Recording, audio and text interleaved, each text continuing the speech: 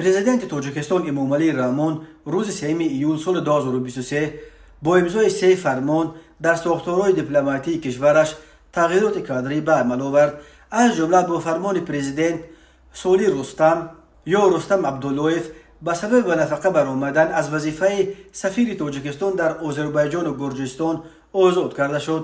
Соли Рустам ки дар гузашта аз муҳофизони президенти тоҷикистон буд, дар аввали солҳои 2000 ба кори дипломатӣ гузашт ва чандин сол муовини сафир ва сипас сафири тоҷикистон дар кишварҳои иттиҳоди Аврупо ва НАТО буд.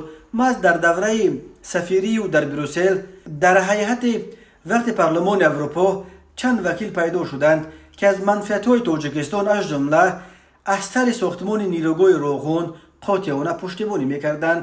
намунаи барҷастатарини лоббии тарафдори тоҷикистон ки Рустам Солӣ дар Аврупо ташкил кард, вакили парлумони Аврупо аз Шотландия Струан Стивенсон буд ки чандин бор аз тоҷикистонам боздид кард ва ба қавли онҳое ки Стивенсонро мешинохтанд, ҳуҷраи корияш дар парлумони Аврупо пур аз армағонҳои тоҷикӣ аз ҷомаву тоқӣ то шишаҳои арақи шоҳона будааст.